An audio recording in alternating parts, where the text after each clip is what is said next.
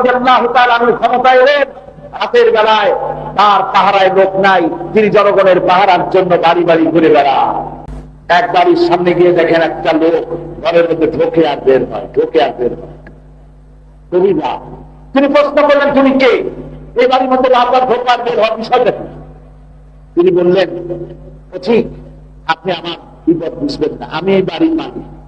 আমার বাড়িতে অন্য কোনো পুরুষ নাই, মেয়ে লোক নেই, আমার বউ ছাড়া। আমার বউ এখনই ডেলিভারি হবে, বাচ্চা হবে, তাকে সাহায্য করার মতো একটা লোক নাই। আমার স্ত্রী আমার সন্তান প্রসব করবে, আমি তার কোনো সাহায্য করতে পারতেছি না, আমার মতো বিপদে কে বলেছে কখন? তার কান্না দেখে আমার রাদিয়াল্লাহু তাআলা আনহু বলছেন, অপেক্ষা করো, দেখি আমি তোমার জন্য কোনো সাহায্য করতে পারিনি। কিছুক্ষণ পরে একটি মেয়ে লোক তিনি সাথে করে নিয়ে এলেন, বলেন তুমি বাইরে দাঁড়াও। পুরুষটিকে বাইরে দাঁড় করায় রাখলেন, মহিলাকে ভেতরে ঢুকিয়ে দিলেন। কিছুক্ষণ পর সেই মহিলা বেরিয়ে এসে বললেন, আমিরুল মুমিনিন, বাড়িওয়ালাকে খোঁজখবরি দেন, আল্লাহ তাকে একটি সন্তান দান করেছে। আমিরুল মুমিনিন নাম শুনে সন্তান হওয়ার আনন্দ বেচারা ভুলে গেছে। বলছে, আমিরুল মুমিনিন আপনি? আমি তো বড় অপরাধ করেছি, আপনি আমার জন্য দৌড়াইছেন, আল্লাহর রাস্তায় আমাকে মাফ করে দেন। হযরত ওমর তিনি বললেন, ও আল্লাহর বান্দা, উল্টো আমার কাছে ক্ষমা চেও না, বরং আমি জিত, তুমি বলার আগে আমি সন্ধান নিয়ে তোমার বিপদের সময় আগের থেকে তোমার সেবার ব্যবস্থা করতে পারলাম না, অথচ আমি রাষ্ট্র শাসক, এই জন্য কিয়ামতের দিন আল্লাহর দরবারে আমার তুমি আসামি বানাইও না। হযরত ওমর কাঁদতেছিল। লোকটি কিছু পয়সা, কিছু পারিশ্রমিক বের করে বললেন, আমিরুল মুমিনিন, ওই যে মেয়ে লোকটাকে আনছেন, এই নার্সকে এই পয়সাগুলি দিয়ে দেন। হযরত ওমর বললেন, আল্লাহর বান্দা, এত রাত্রে আমি নার্স পাবো কই? আমি কোন নার্স পাই নাই। আমি যাকে তোমার বউয়ের খেদমত করতে এনেছি সে কোন পেশাদার নার্স নয়, পয়সা দিতে হবে না, ও আমার স্ত্রী। আল্লাহু আকবার। এই হলো ইসলাম। আর আমরা কোথায়? সামান্য একটু ক্ষমতা পাইলে মানুষের সাথে কথাও বলতে পারি না, হাসি মুখে কথাও বলতে পারি না, অহংকারের খেলায় অস্থির হয়ে যায়। আমাদের উপরে আল্লাহ রহমত করবেন কে? আর যদি আমাদেরকে ঘুষ মারে, এ মার আমাদের পাওনা। মহিলারা কি তাদের স্বামীদেরকে তালাক দিতে পারে? হ্যাঁ পারে, সমান অধিকার, তো সমান অধিকার। তবে তালাক কিন্তু কথায় কথায় ইচ্ছে মাফিক দেওয়া যাবে না। স্ত্রী তার স্বামীকে তালাক দিতে পারবে কয়েকটি ক্ষেত্রে। এক, যদি প্রমাণিত হয় যে তার স্বামী নপুংসক, এটা অভিযোগ করলে হবে না, এটা ডাক্তার কর্তৃক প্রমাণিত হতে হবে যে স্বামী নপুংসক, তাহলে এই স্বামীকে বাদ দিয়ে স্ত্রী ইচ্ছে মতো কোনো পুরুষকে গ্রহণ করতে পারে। দুই, যদি স্বামী পাগল হয়ে যায়, উন্মাদ হয়ে যায়, তার সারার আর কোনো লক্ষণ নাই, তাহলে এই স্বামী পরিত্যাগ করে স্ত্রী স্বামীকে তালাক দিয়ে নতুন কোনো পুরুষকে স্বামী হিসেবে গ্রহণ করতে পারে। তিন, স্বামী যদি জালিম হয়, তার জুলমে, তার অত্যাচারে স্ত্রী অতিষ্ঠ, তার প্রাণ রক্ষা করা মুসিবত, মুশকিল, এসব কথাগুলি কোর্ট কর্তৃক প্রমাণিত করে স্ত্রী তার স্বামীকে পরিত্যাগ করতে পারে। সুতরাং স্ত্রীকে তালাক দেওয়া স্বামীর একতরফা অধিকার নয়, স্ত্রীকে অধিকার দেওয়া হয়েছে, স্বামীকে ক্ষেত্র বিশেষে তালাক দেওয়ার অধিকার সেও রাখে।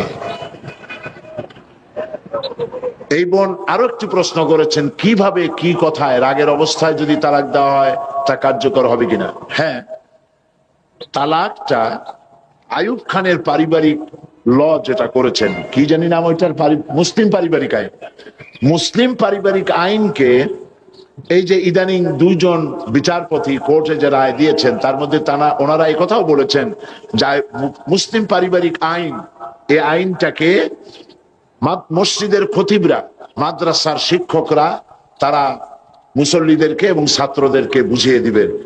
মসজিদের খতিব, মাদ্রাসার শিক্ষক, হাইকোর্টের দুজন বিচারপতির এই হুকুম মানতে বাধ্য নয়। কারণ পাকিস্তানের সব খারাপ, ঠিক কিনা? পাকিস্তানের সবই তো খারাপ, তাহলে আইয়ুব খানের তৈরি করা মুসলিম পারিবারিক আইন এত ভালো লাগলো কেন? এইটা ভালো লাগার কারণ হচ্ছে যেহেতু মুসলিম পারিবারিক আইন আইয়ুব খান যেটা তৈরি করেছিলেন সেটা ইসলাম বিরোধী, সেই জন্য ভালো লাগছে। এবং এইটার বিরোধিতা করেছিল তৎকালীন সমস্ত আলেম ওলামা পীর বুজুর্গ এক হয়ে এটার বিরোধিতা করেছেন। এবং আইয়ুব খানের পতনের যত কারণ ছিল তার মধ্যে এটাই ছিল একটা অন্যতম বড় কারণ, মুসলিম পারিবারিক আইন। এই আইনের মধ্যে বলা হয়েছে একসঙ্গে 3 তালাক দিলে 1 তালাক হবে বলা হয়েছে। এটা সম্পূর্ণ অন্যায়, অবৈধ। দুনিয়ার কোনো আলেমে কথা বলবে না। যারা সত্যিকারের আলেম সরকারের 5 আটা গোলাম বা দালাল নয়, সে ধরনের সমস্ত আলেম ওলামা মুফতি সকলে একথা বলবেন, একসঙ্গে 3 তালাক দিলে 3 তালাক হয়েই যাবে, তবে তালাকটা হবে তার জন্য কবিরা গুনাহ। যে তালাক দিল তার জন্য কবিরা গুনাহ হবে, মাকরুহ তাহরিমি হবে। এইভাবে 3 তালাক একসঙ্গে দেওয়া জায়েজ নাই, কিন্তু তালাক দিলে পরে তালাক হয়ে যাবে। 3 তালাক দিলে 3 তালাকই হয়ে যাবে। তার রাগ বসতির দিক আর হাসি খুশিতে দিক, যে কোনো অবস্থায় দিক, যদি সে পাগল না হয়, উন্মাদ না হয়, তাহলে একসঙ্গে 3 তালাক দিলে 3 তালাক হয়েই যাবে।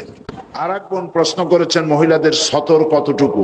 ইহা কি সবসময় মেনে চলতে হয় বা ঢেকে থাকতে হয়? মহিলাদের সতর, পুরুষের সতর হচ্ছে নাভি থেকে শুরু করে হাঁটু পর্যন্ত, এইটা ঢেকে রাখা ফরজ। কথা বুঝতে পেরেছেন? আমাদের দেশে ইসলামী শাসন না থাকার কারণে আমাদের দেশের সেনাবাহিনী, বিডিআর, পুলিশ, আনসার, তাদেরকে হাফ প্যান্ট পরায়া পিটি করানো হয়। এটি জায়েজ নাই। এটা ব্রিটিশের আইনকে ফলো করা হয়, আল্লাহর আইন ফলো করা হয় না। আল্লাহর বিধান হচ্ছে পুরুষের সতর হচ্ছে নাভি থেকে হাঁটু পর্যন্ত ঢেকে রাখতে হবে। হাঁটুর উপরে প্যান্ট পরে বালেগ পুরুষের জন্য এটা জায়েজ নাই, সম্পূর্ণ হারাম। আর নারীর সতর হচ্ছে পায়ের পাতা থেকে শুরু করে মাথার চুলের গোড়া পর্যন্ত, মাথার চুল পর্যন্ত সবটা সতর। পুরুষের নাভি থেকে হাঁটু আর নারীর সবটা সতর। নারীর মাথার চুল পরপুরুষকে দেখাবার বিষয় নয়। কোরআন শরীফে আল্লাহ পাক বলেছেন, নারী, বয়সপ্রাপ্তা নারী এমন একটা চাদর পরবে, যে চাদরটা পরলে পরে তার মাথা, তার গলা, তার বুকটা সম্পূর্ণভাবে ঢেকে যায়। এ ধরনের একটি চাদর পরা আল্লাহ পাক ফরজ করে দিয়েছেন। সুতরাং মাথার চুল ঢেকে রাখতে হবে, গলাটা ঢাকতে হবে, বুকটা ঢাকতে হবে। শুধুমাত্র খোলা থাকবে তার হাতের কবজি পর্যন্ত, আঙ্গুলের মাথা থেকে শুরু করে কবজি পর্যন্ত, কবজি থেকে নিয়ে আঙ্গুলের মাথা পর্যন্ত 2 হাতে। আর পায়ের গিরা থেকে নিয়ে পায়ের পাতা এটুকুন খোলা থাকতে পারে। বাকি সবটাই হচ্ছে পরপুরুষের কাছে প্রদর্শন করা, সম্পূর্ণ নাজায়েজ। এগুলি প্রকাশ করা যাবে না।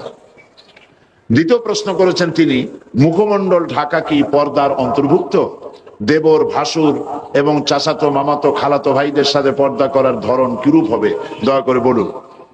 মুখমণ্ডল ঢাকার ব্যাপারে আপনাদের সকলের জানা দরকার। মুখমণ্ডল অনেকে ঢাকেন না পরপুরুষের সামনে, আমি এর যুক্তি খুঁজে পাই না। যারা যে সমস্ত মহিলারা মুখ ঢাকতে চান না বা মুখমণ্ডল ঢাকেন না, তাদের দলিল কি? কোরআন শরীফে, হাদিস শরীফের, কোরআনের একটি আয়াত বা একটি শব্দ, হাদিসের একটি বাক্য এমন কি পাওয়া যাবে যার দ্বারা প্রমাণিত হয় যে মেয়ে লোকরা তারা তাদের মুখ খোলা রাখতে পারবে পরপুরুষের সামনে? আমি তো পাইনি। আমি যদ্দূর পড়াশোনা করেছি, আমি একজন ছোট মানুষ, ছোট ব্যক্তি, আমার পক্ষে যদ্দূর সম্ভব লেখাপড়া করা, আমার কাছে যথেষ্ট কিতাবপত্র কালেকশন আছে আলহামদুলিল্লাহ। তো আমি যদ্দূর পড়াশোনা করেছি, আমি এরকম একটি হাদিস, এরকম কোরআনের একটি আয়াত কোথাও পাই নাই যার দ্বারা নারী তার চেহারাকে পরপুরুষের সামনে খুলে রাখতে পারে, এমন কোন আয়াত বা হাদিস আমার সামনে পড়ে নাই। যদি কেউ পেয়ে থাকেন তাহলে আমাকে জানালে আমি খুশি হব, আমি শিখতে পারবো। আমি পাইনি। মুখমণ্ডল খোলা রাখবেন কেন? আমার প্রশ্ন, মানুষের শরীরের কোন অংশ, পুরুষ হোক আর নারী হোক, তার শরীরের কোন অংশ সব থেকে বেশি আকর্ষণীয়? বলেন বলেন। মুখ, তার চেহারা। একটা পুরুষ আর একটা নারী দেখে পাগল হয়ে যায়, তারপরে কত দুর্ঘটনা ঘটে, আত্মহত্যা পর্যন্ত হয়ে যায় সেই মেয়েটিকে না পাওয়ার কারণে, এবং সেই ছেলেটিকে না পাওয়ার কারণে কত মেয়ে আত্মহত্যা করে। এটা মেয়েটার শরীরের কোন অংশ দেখে ছেলেটা পাগল হয়েছে? মেয়ের ঠ্যাং দেখে, তার হাত দেখে, তার মুখমণ্ডল, তার চেহারা দেখে, তার এপিয়ারেন্স, তার চেহারা দেখে।